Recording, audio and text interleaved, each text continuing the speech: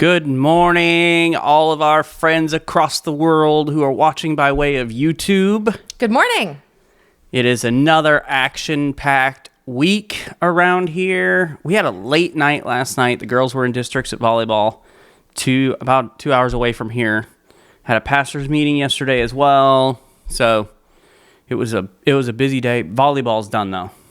Volleyball season is over, so we get our lives back. Yes, we're always happy when it's time for volleyball, and we're always happy when it's time for volleyball to end. Yeah.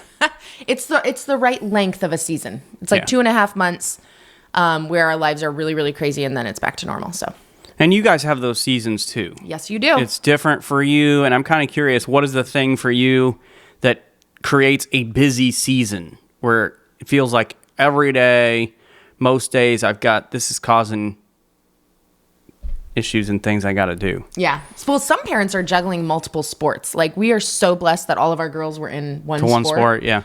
And one team. That was like made it really easy. But I don't know how you do it. Whew, yeah, that's tricky. It's got to be difficult. But even if you don't have kids at home, there are tons of things you're juggling. It may be grandkids. It may be just workloads on both ends and volunteering and other things. Yeah. Life can get crazy. Yeah, we've got a friend who lives in Colorado, and her sons are involved in like band and soccer and basketball and downhill biking, doing competitions with that and all this other stuff. And it's just like, oh my God, you are so busy all the time. I don't know how you do it. Yeah, it sounds exhausting. But speaking of exhausting. Let's wake up. Here, let me help you. Oh. Stage slap. Oh, there we go. You feel better? I'm awake now. I'm ready. Oh, good. Get started. I feel like I'm gonna yawn. Here we go. Now you just made everyone out there yawn because I saw you yawn. Unless they're a sociopath. Yeah, that's true. If you didn't yawn, you notice I didn't yawn. So that's another podcast episode. How to help? I'm married. 10 ways to know you're married to a sociopath. We're just going to talk about Thomas that episode. Yeah. All right, baby, let's do this. All right, let's gather around, everybody. It's time for a family meeting. The family meeting is a show that's all about sociopaths. We're the Osterkamps. I'm Thomas. This is my wife. Hello, and welcome to our family. Lysandra. Welcome to episode 160 of the Family Meeting Podcast. On today's episode, we're going to discuss the differences in how you and your spouse process information. And the differences can bring a lot of frustration, it can bring hurt, resentment, and lead to some heated fights. But before we get into today's episode, or maybe some heated fights, we have some big news. We had a milestone happen. We have been talking about this milestone since our fourth daughter was born. Yes, we have. Because Violet had her birthday this week, and we officially have 4 teenage girls in our house. That's right. Violet had her 13th birthday. So we've got 13, 15, 16, 17, she's going to be 18 soon, next month. Yeah. So right now they're 13 to 17, and we have 4 teenage girls in the house. And ever since our daughters were born, strangers on the street and in the grocery store have been stopping us to tell us, oh man, it's going to be terrible when they're all teenagers. And they were all right. Actually, they were wrong. All these people, all these strangers, and people we knew, I guess. Yeah. Pretty much everybody was like, oh boy, when they're all teenagers. They scared us. You're going to have 4 teenagers in the house like it was some kind of horror movie. But you know what? It's awesome. We love it. I'm absolutely loving this season. I wouldn't change it for the world. It's like having 4 friends in the house. Now, obviously, the parenting happens too, but we're moving. We're moving toward that friendship. Where I think it's like almost like a scale. Yeah. Like friendship, parental balance and everything. And it's kind of starting to balance out and maybe tip towards friendship. And I'm really loving it. So I had a nightmare last night. Okay. I didn't tell you about this yet today. We haven't had a chance to talk. Mm-hmm. I dreamt Catherine got married. Oh my goodness. In the dream, Was it a nightmare, or what was it like a happy thing? And then you woke up and you were like, that was a nightmare. Like, was it really a positive thing in the dream? No. Oh, okay. No. She was like 18 and got married. And I was like, she's married. I guess this is it. It's just, it happened. So I did not give my consent, by the way.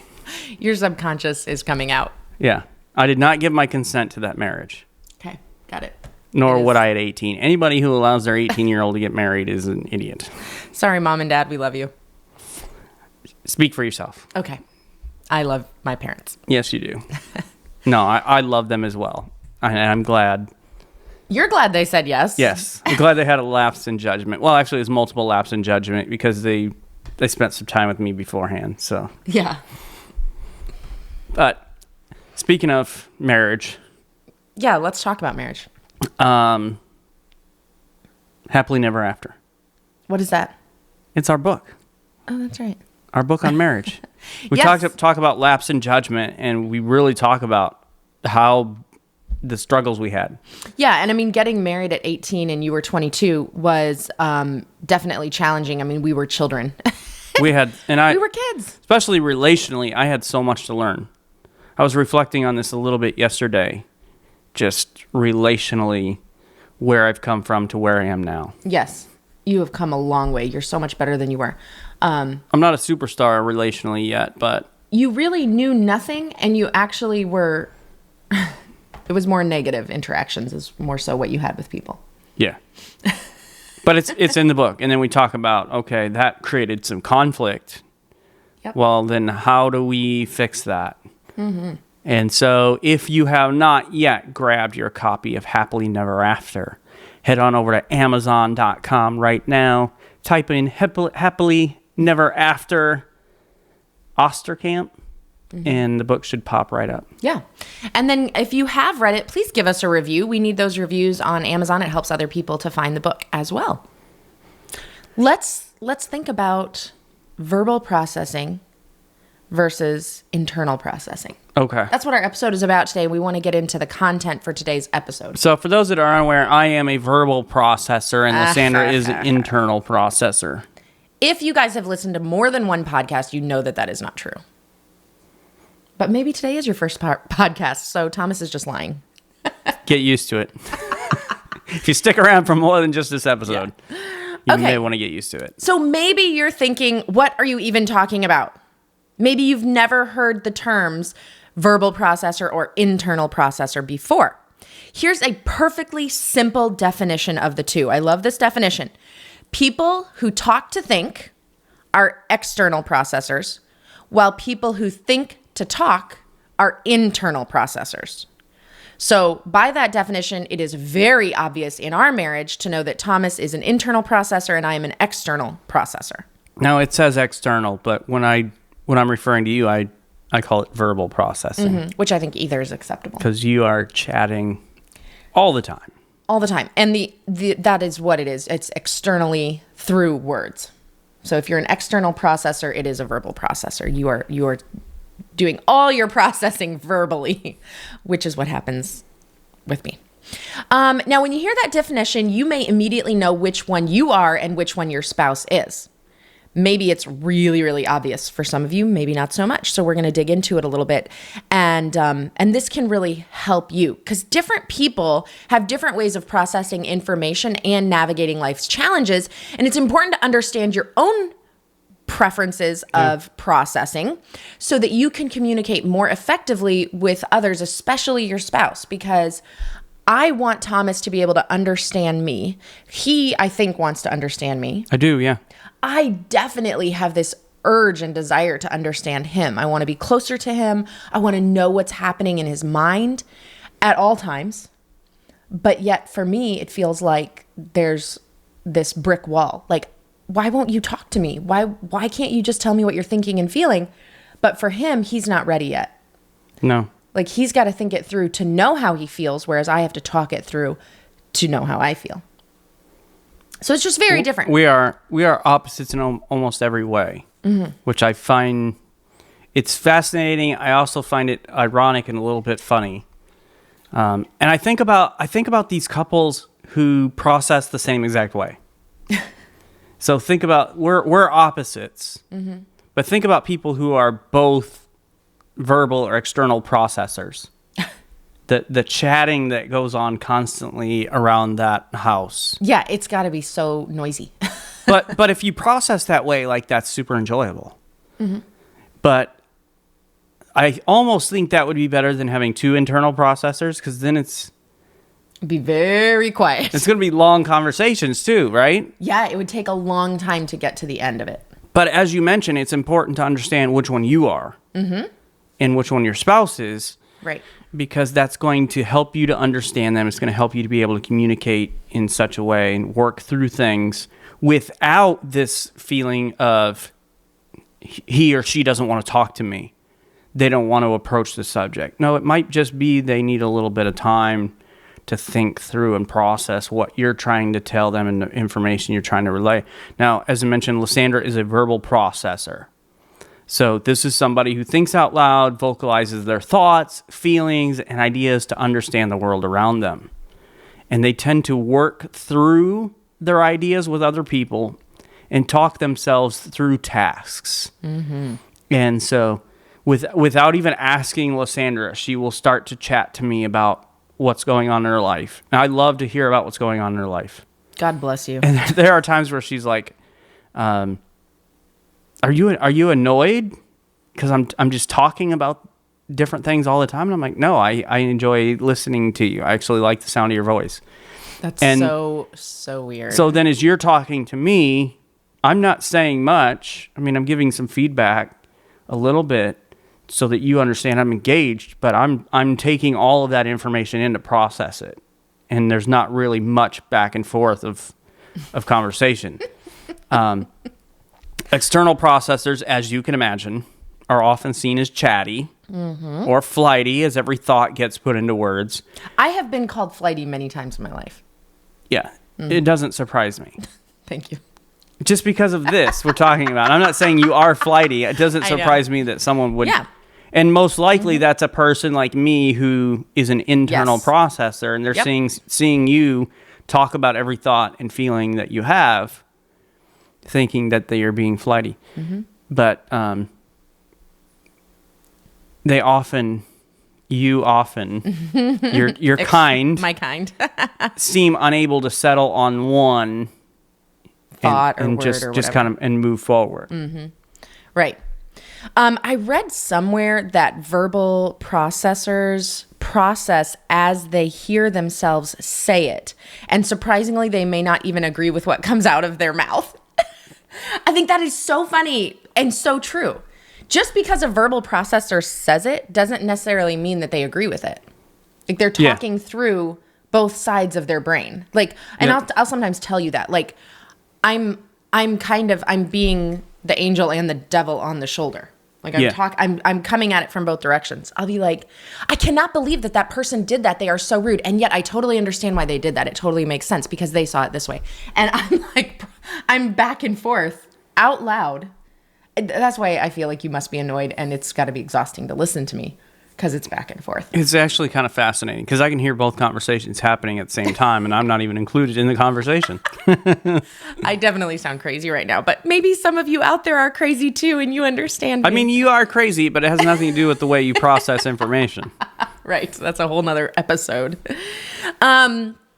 But yeah, it's almost like, and this was so funny because I read this. They, like us verbal processors, are trying on words to see how they fit. Oh, that's interesting. Yeah. Yeah. And I totally identify and relate to that. Maybe you do You too. love that analogy just because of going shopping for shoes or clothes or whatever else and trying it all on. Yeah, I'm like, nope, this isn't good. We're gonna keep going. Okay, so let's talk about the other hand. Let's talk about internal processors. Let's talk about Thomas's kind. People like you, your species. Okay. Okay. They tend to think things through in their head and be slower to express their thoughts and feelings out loud. They prefer meetings to have a clear agenda offered in advance so they can get their thoughts together. They need time to be alone with their ideas so that they can understand them. Internal processors are often called quiet throughout their whole lives. Check, check, check, check. Yeah. Yeah. Well, my mom, even going back to when I was little, my mom talks about what a quiet kid I was all the time. Yeah. Yeah. She says you barely made a sound. In fact, she said that she would forget about you. Yeah. Because I'd just be off in my own little world. Yeah. You would be thinking things through. And this comes into play for sure in our marriage, because I will give Thomas information and I want him to talk. I want him to tell me how he's feeling and how he's thinking. And he'll say, I don't have anything to say right now, which is good. That's something. Yeah. Like, I need to hear those words, and your spouse needs to hear you say that too. If you're internally processing, they need to hear you say, like, I'm not ignoring you, because sometimes that's what I think. Yeah. I think you're ignoring me and you're being unkind. And so I'm like, hello, give me something. So even just saying simply, I'm thinking it through, give me a minute.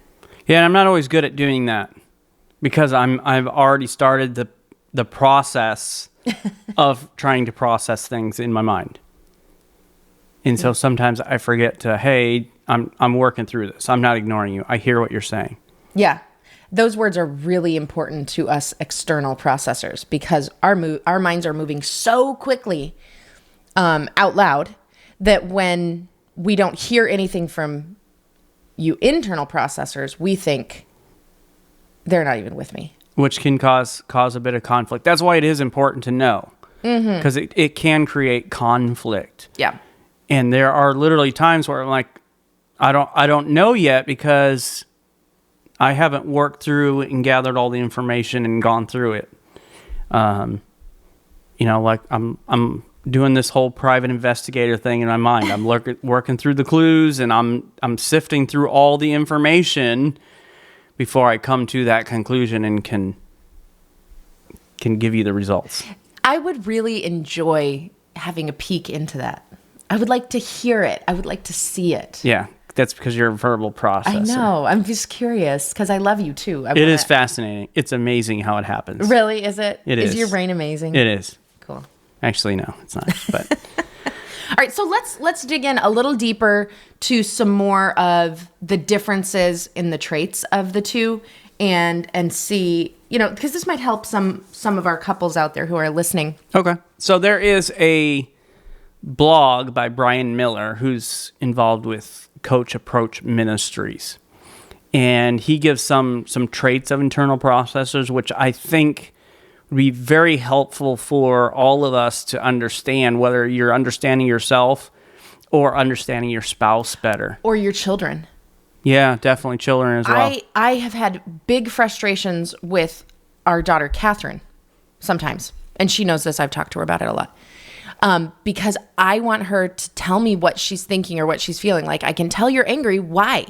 And she cannot say the words because she hasn't gotten there yet. Yeah. So this has also helped me in my relationship with my daughter. Because she is an internal processor. Now I understand I have to be patient and wait. Yeah, and let her work through it. So here are some of these traits. So I want you to think about you, your spouse, your children, the people in your life, and kind of come to an understanding of who they are as an internal processor. So they choose every word purposefully and carefully. Now, obviously, there's exceptions to that. Mm-hmm. But for the most part, that's what they do. They may need to have their thinking expanded with larger perspectives and possibilities. Their thinking may be a bit narrow or rigid. And I think about, especially that's who I used to be, for sure. You're working through that, for sure. Yeah, absolutely. You're way more open-minded than you were. They don't like to speak until they've thought through the entire issue. This is the one that's so hard for the rest of us. Yeah, for the other side. Yeah, definitely. Mm-hmm. Because you're speaking through the entire issue before you've come to your conclusion on it. And that's how you get to your conclusion. Mm-hmm. When they speak their conclusion, it will sound like a final decision. Which is very difficult if you process verbally, because you're like, what, you left me out of the process. Like, I didn't get to have an opinion in this. Yeah, and it's like, no, I've processed it. This is the result. Yes, and then it makes for some anger, not anger, frustration, but it can lead to anger. Sure. Especially if the issue is a bigger, more important issue. And if you feel like you're not being heard or whatever. Yeah. And it can make you feel like you're disrespected. Yeah. Like you don't have any respect for what my opinion of the situation would be. It can be as simple as who's going to pick up the kids from volleyball. Yeah. You know, who's going to pick up the kids from soccer? Who's going to pick up the kids because we go back and forth on that all the time. And, you know, I will talk through it. Whereas Thomas will come to me and be like, you have to pick up the kids today. And I'm like, what? We didn't even have a discussion about this, you know, but he had the discussion in his mind. Exactly. I'm like, I know what our schedules are. I know what's happening. You have to be the one today. You draw a short straw. But that can be frustrating. Yeah. For the opposite side. And I think one of the things we have to think about is, and this is where I'm trying to get to. I'm trying to get to a point where I've gone through my process internally and then have the full discussion without that final, like making it sound like a final decision. Yeah. So I think this is one of those areas where, as an internal processor, understanding that about myself, I need to work to safeguard, especially against that, making it sound like a final decision. That's the time then to have the conversation, is when you've worked it through. So rather than laying down a judgment, this is it. But an internal thinker has to have some silent time to process during the conversation in order to come to their own conclusion. Otherwise, they can't enter into an actionable agreement. And here's the thing. They may need to sleep on it. Ugh. Was that a big enough reaction? Yeah. Good. They might have to literally sleep on it. And because there's just times where I'm like, I can't talk about this right now. Here's what Thomas does. That's not what you say, though. That might be the truth, but that's not what you say. This is what you say to me. Okay, let's hear it. It's awful. How bad is it? Let's hear it. It's really bad. You say to me, I don't even know what I say. So I'm like, what do I say? you're supposed to have these words carefully and purposefully chosen. How do you not know what you say? I did probably choose them, but I don't know what I chose at this point. You chose poorly, put it that way. This is what Thomas will say. He will cut me off and he will say, we don't need to talk about that right now. And then just turn away. Sound familiar? That does not sound good. I'll say that right now. We don't need to talk about this right now. And he'll walk away. So what he's telling me is, you don't get to talk about this right now. I'm not going to talk about this right now. It's over. And sometimes for me, it's not over. You know, so this is something we work on and we're working through currently, which, guys, we've been married over 20 years and we're working on stuff. So don't think like when I get to a certain year, we're going to be good. Don't think, oh, the Osterkamps, they have a podcast. They've got it all together. No, we don't. This podcast is our therapy. Yeah. This is us working through our marriage stuff. Exactly. We're like, oh, okay, this is an issue in our marriage. Let's talk about it on the podcast. Yeah, exactly. Yeah. So, but just something to think about. Like, if you need to sleep on it, if you need to talk about it or later, tell your spouse, like, I would like to come back to this, but I need some time. Otherwise, it makes your spouse feel like you have ended the conversation and you've told them no more talking. Yeah. You stop. It's over. Well, and here's the thing for external processors. Most likely your internal processor is not trying to be rude in that moment. Right. Like, they have all the information they can process in that moment. And that's it. We can't handle any more information at this point. Let me work through this. And they're not necessarily trying to be rude. Now, on the other hand, when I hear that sounds super rude. Okay. And so that's something for you internal processors to think about. All right, how are you relaying the information that this is all I can handle right now? Let me process this, and then we can continue on. And give your external processor the hope of more discussion later. Sure. Give them that hope. It's not over. We just let me have some time and ask for that time. And that will really help. And then us external processors, we're going to give the internal processors grace. We're going to hear what they said and we're going to give them grace. Okay, I know that that's not how they meant it. They weren't trying to be rude. Give them a little grace. Yeah. So an internal thinker will make observations that seem fairly obvious. And this can appear like the internal thinker believes others aren't as observant. Do you ever feel that way? Do you feel like I see things no one else sees? I do. I'm very observant. So I'm very observant of people and what they're doing and what they're saying and all those sorts of things. Who's where at what time and all that kind of stuff. That to me is just obvious things. Yeah. Which I feel like I'm a very observant person in people's feelings and emotions. Like I'm super in tune to how everybody feels. Yeah, not me. I'm not. But I into may that. not have any idea what time it is or what the date is. Yeah. Or anything like that. So it's just the difference in how we think. There are often times where I'm relaying to you what time it is. And, okay, listen, we need to leave at this time. I love that about you. So.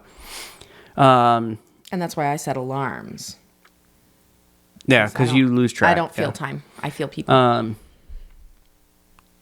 And here's something as well. It is important for internal thinkers to make statements out loud if they're going to take any action. Okay. But once they say it, they will probably do it without much accountability. So you don't need someone looking over your shoulder. If you've said, I'm going to do this, it's going to happen. Right. Because until you get to the point of deciding wholeheartedly that that's the thing you want to do, you won't say it. Right. Because I've processed it internally.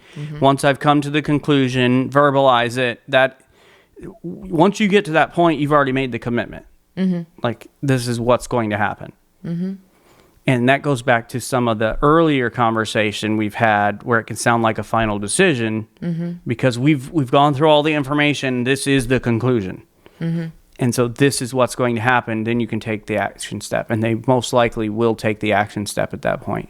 Once it's declared. I declare.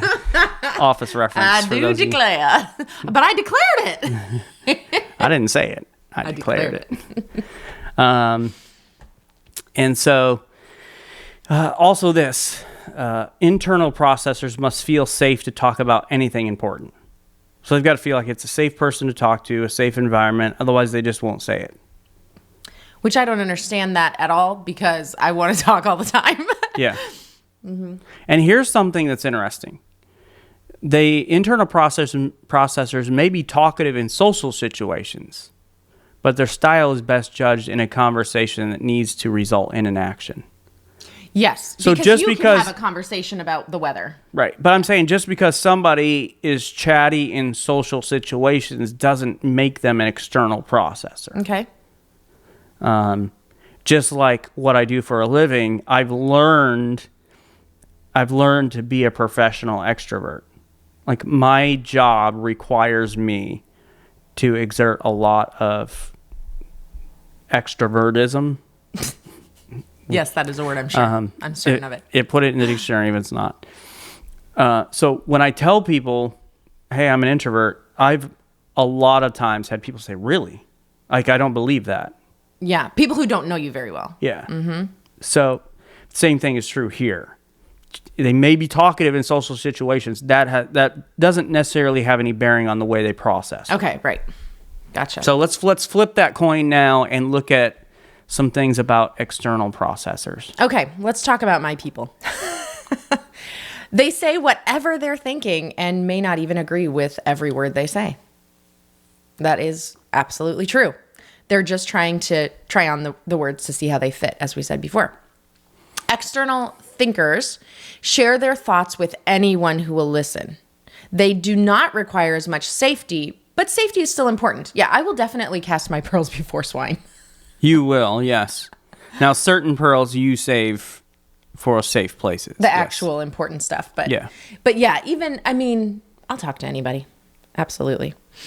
Okay, so they may have too broad a scope to their thinking, and others will have to help them focus. That's where I think it's good that we're opposites. Yes. Because I help to narrow you down and you help to widen me out. Yeah, exactly. It's very good. It can be a great blessing and help. And that's another point that we really need to make is don't start thinking that a verbal processor is better or an internal processor is better. Neither are better. Yeah. It's that they are different and those differences can help each other and it can be a really positive thing in your marriage. Okay, external processors don't choose words with great care. They may not be using a word the same way that you interpret it. Now, here is where we can get in trouble, you guys. Us external processors, okay? Because the Bible is full of verses about your words and the tongue and how it can be evil and it can destroy, it can bring death, it can bring destruction, it can hurt people. Even a fool is counted as wise if he remains silent. Oh, you're so wise. And you are a fool. But you... People are like, oh, look at the wisdom on that guy. Yeah, exactly. So this is something that I've had to be really careful about. And this is something that is about character training. It's about letting the Holy Spirit work on you and change you. So naturally, I'm a verbal processor, and you probably are too. But that doesn't mean just because we process that way, we have the right to say anything, anytime to anyone. We still have to be accountable for our words. And here's where us being on the opposite side of each other can cause some issues. Because I'm trying to process what you say, and when you choose a certain word, that's how I'm filtering and processing that portion of the conversation. And so we've had some issues before where I'm like, no, but you said this. Like this is the words you chose to say. And so this is how I'm processing everything else you're talking to me about this topic. Mm-hmm. And for you, it's like, well, that's not the word that I meant. Right. I was seeing if that was the word, but it wasn't the word, and then I corrected. You're like, that one didn't fit. Yeah. So, and I will often correct my. So that can cause some a little bit of conflict there, a little bit of tension, because your internal processors are coming at it like you're choosing your words as carefully as I'm choosing my words, but that's not the case. No, we are seeing if that's the right word, and if it isn't the right word, we're going to correct that. And so listen to those corrections. Well, and I think also asking some questions. Yeah. Hey, you said this. Is that truly what you meant? Right. So yeah, you may have to do a little more investigating, but sounds like a lot more work for you poor people. a little bit, but I think also and it all goes back to this understanding, right? Understanding the person you're talking to and how they're going to perceive what you say. Yes. Or understanding how you process. Okay, that she said that, but that might not be the actual word that she means at that moment. Right. But we have a responsibility for our words. No matter how we process, we have a responsibility for our words. And so we cannot use our words to hurt people. We cannot be careless. Careless is the word I'm looking for. Because that's where we get into trouble. We have to actually be thinking about the words and how will they be perceived? How will they be interpreted? I have gotten in trouble with my words more than once in my life, many times. I'm shocked. I know, right? Thank you for the gasp. Everybody gasps. But I've had to go back and apologize. And I think that's one of the key things as we're learning and growing in choosing our words more carefully is don't be afraid to own it and be like, I shouldn't have said that.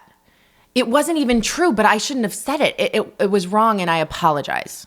It's very important to own the things that we have said and apologize for them and do our best to make it right. Although you can never take those words back, people. Once they're out, they're out. Yeah. So just keep that in mind. External processors also need some silent time to process, but not as much. Hardly any. Yeah. Not now. Like the amount of time it takes you to take a breath in between statements. Whew, what a break we had. Now, I have actually been working on this. Thomas may or may not know it, but we had that conversation the other day, remember? Remind all of us. Where I said, I've been trying to figure out for the last week and a half why I'm upset with you. Yeah. And I did not verbalize any of it. Which is a huge step. It's a huge step. I had to work at that.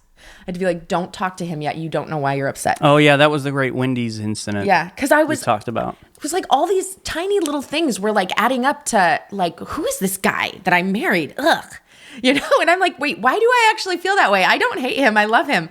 What is actually at the heart of this thing? And I was processing internally purposefully, which is very hard for me to do. And it takes me longer. Good for you. Yeah. And then finally I was able to talk to Thomas and take everything that I had internally processed and just kind of bring it to the end. And you did some verbal processing in that conversation together. I did, because I really couldn't get there without it. Yeah. But I was careful this particular time. So sometimes that may be something that we need to do, external processors. All right, we also need to be heavily challenged on our commitment to an action step because the words come out too easily.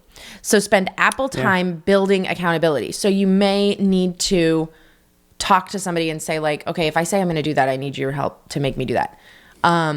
External processors probably haven't looked at all the details. They're talking through the details. They're getting there. Yeah.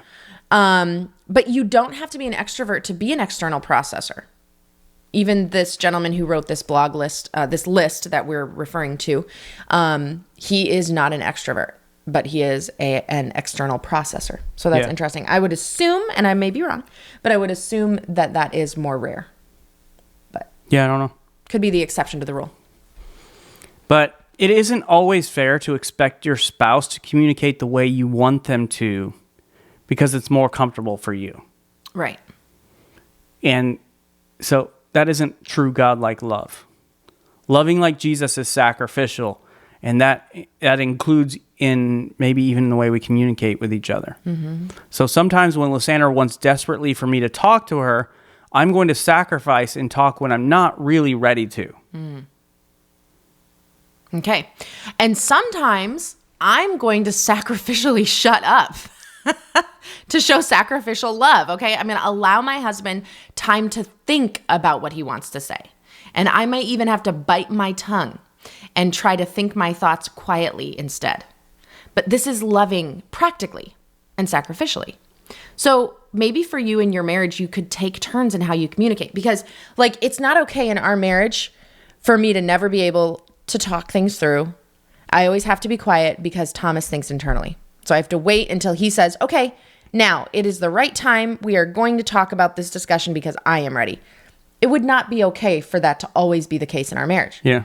Nor would it be okay for me to constantly be drawing and pulling and nagging at him for him to talk to me, because that's the way I process. You have to change to be like me. That's not okay. But we could take turns. We could say, okay, in this discussion, we're going to talk this through now because I'm ready, or vice versa. We're going to wait till tomorrow when you're ready. It's okay to take some turns to communicate. But remember, you will never change a verbal processor into an internal processor, or vice versa. But you can understand them and you can compromise in communication. Yeah, and compromise in communication looks like this. The internal processor listens to the verbal process, vomit all their words without trying to fix anything or come to any conclusions. Mm-hmm. So you're just going to sit and listen. Mm-hmm. I'm not trying to fix it. And I'm good at listening. You are. You're excellent. I'm good at listening. You're not a fixer. You don't try to fix anything. You just let them talk. Mm-hmm. Meanwhile, the verbal processor is patient and doesn't expect their internal processor spouse to talk right away. Mm. They allow them the permission to be silent as long as they need. Then when they are ready to speak, the verbal processor is quiet and listens. That's okay. Hard. That's a key. Mm-hmm. Because your verbal processor, once they've thought about it, they need the time to vocalize what it is that they've come to a conclusion about. The internal processor is talking, and the verbal processor wants to jump in because they now have new thoughts to process. Because that's how they process out loud. But they don't. They wait and allow their internal processor spouse to finish saying all the thought out, carefully chosen words until they're done.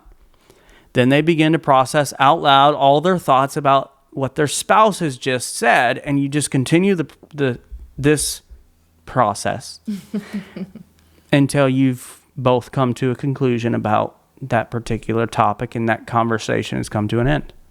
This is hard. Yeah. I mean, it's really, really hard. And you can see how much patience and self-control are present from both spouses when communicating in a loving and healthy way. Okay, so I, as an external processor, am being patient and having self-control. I'm waiting for you to talk, and I'm having control over my tongue and being quiet for a little while. And as an internal processor, I'm having to communicate probably a little more quickly than I would like. Mm-hmm. I'm having to internally process a little bit more quickly than I probably would like. But that's part of the compromise in having that conversation. Right. And you have patience with the external processor. You have patience with them and their constant talking. And you have self-control to let them talk, which is hard because I'm sure that in your mind sometimes you want to just be like, stop, be quiet. But patience and self-control are fruits of the Spirit of God. Galatians 5:22. Listen to the list here of the fruits of the Spirit. So this list is what we will be when we are living in the Spirit or living close to God, living in sweet communion with God, where the Holy Spirit is the one controlling our actions and thoughts and words. Here we are. But the fruit of the Spirit is love, joy, peace. Notice this, patience, kindness, goodness, faithfulness, gentleness. Notice this one, self-control. Against these things, there is no law. And those who belong to Christ Jesus have crucified the flesh with its passions and desires. So the opposite of these things are crucified or dead. They shouldn't be alive in us anymore. Instead, we should be having these kind of character traits, the fruits of the Spirit. And even in communication, even in dealing with and interacting with your spouse and how they process things, because they're going to process differently. What about your children? Even our children process different ways. They do, yeah. So let me share a little bit more about this interaction that I have with Catherine. I am a verbal processor. She is an internal processor. So I want to just draw the words out, and she isn't ready. But we have figured out that she can process well with writing, and that will help her. Yeah. So sometimes what I allow her to do is I'm like, okay, go write it down and then come and tell it to me, and that will help her. Other times her and I will have to take a walk, and I have to be quiet and wait. It's like torture forever for you. It's such torture. It really does feel like forever. And I have loud conversations in my mind during that quiet time. Don't say anything. Just be quiet. Just wait. No, don't say anything. No, if you say that, that won't make her talk faster. Just wait. Just be patient. You love her. You love her enough to wait. Like literally that's what I hear in my mind. Yeah. Or I may even try to distract my mind by thinking about something else to keep me occupied so that I can handle the wait. To give her the time. Handle that silence. And then when she is ready to talk, it is beautiful. And we do have this lovely connection. And then, of course, we have children who are external processors. Yeah. They want to chat about everything. Talk. Yep. Which you understand that. Yep. Now, what is a conversation between you and Catherine like? Two internal processors. Not a lot of words, honestly. Are you trying to think of a conversation the two of you have had? Yeah, but it's not long and drawn out. It's very few words because we both calculate what words we want to say. So it would just drive you nuts probably listening to us talk. Yeah, because there wouldn't be anything to listen to. No. And usually I will fill that silence. Okay, so as we were preparing for this episode, this was so fascinating how the Lord does this. I was on Facebook and I saw a post by a friend of ours from our teenage years. Yeah. And she likened the way that she thinks to dumping out a box of puzzle pieces and then flipping them all over, turning them right. Some of them aren't even part of the puzzle, so throwing them out, and then eventually getting to the place where she can make a puzzle. But as she's doing that, she's speaking it. Yeah. So she's talking about verbal processing essentially. And then she said, are any of my friends like this, basically? And the comments, I mean, it was just like so many good comments. And I really enjoyed reading those comments, especially because we were preparing for this podcast. And I thought it was fascinating how the Lord does that. Yeah. Well, and I identify with him where he's put the puzzle together in his mind. Mm-hmm. Like he's put all the pieces together in his mind. He doesn't need to dump the box out. Right. He just is ready to lay the puzzle down. Yeah, put and he together. just shows her the puzzle. Yeah. So it is difficult to be the two sides of these. Well, that discussion there ended up going into, somebody posted a book called Men are like waffles. And Women Are Like Spaghetti. Right? Yeah. Which is an interesting book. So Thomas and I are reading through this book right now. And we are enjoying it. And of course, we have our own opinions on things as we read through. But it's been a good book. And it really talks more about the difference in men and women's brains and how they are wired and how they think. So with internal and external processors, there can be female internal processors and there can be female external processors and vice versa, right? Yep. But one of the things that now this episode has led us to is thinking about the way men's and women's brains work. And so we are going to we're going to extend this episode, so to speak, and we are going to look into the way men and women's brains work and how they think. Yeah. We're going to talk about some of these boxes that men have, which it's really funny to think about. And we have a little YouTube clip that we found from this discussion on Facebook in the comments that we watched together and just laughed so hysterically because it was just spot on and we could identify. So that is something that we're going to talk about next week in the podcast is the differences in men and women's brains. And this is going to help you with your spouse, but it's also going to help you with your kids because you're going to be able to see that even your male children and your female children have these different kinds of ways of thinking. And so this is going to help you in all of your family relationships. So I just wanted to kind of end today's episode with that teaser for next week so that you know this discussion is going to go a little bit further and we're going to put a little twist on it. Which I think will be pretty interesting. Mm-hmm. We want you to end this episode by talking about the family meeting for tonight. And that is simply to have this conversation about internal versus external processor. Everybody kind of identify who they are, or where they are in that. And then talk about, okay, how do those conversations go? Have you had some issues lately? Has there been a little bit of conflict because one of you processes things a little bit differently? Mm-hmm. Do you have to give a little bit more grace and talk about, okay, how can we compromise, as we talked about towards the end of this episode, and talk through and develop a workable strategy for when you have to have these conversations that require a lot of processing. A lot of things in life don't require a lot of processing. Mm-hmm. But the more complicated, more serious things of life, we need to think about it. We need to work through things.